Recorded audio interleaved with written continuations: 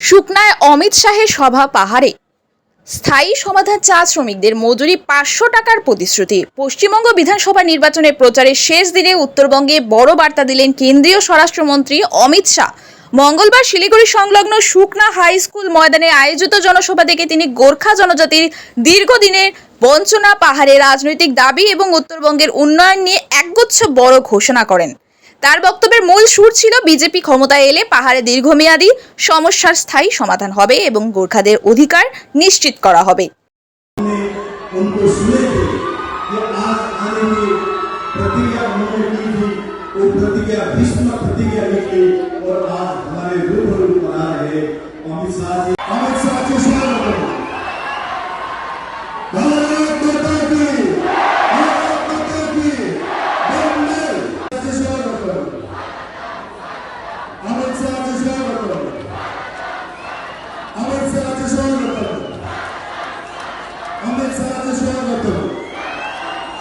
নিজস্ব সংবাদদাতা, দেশ বিদেশের খবর।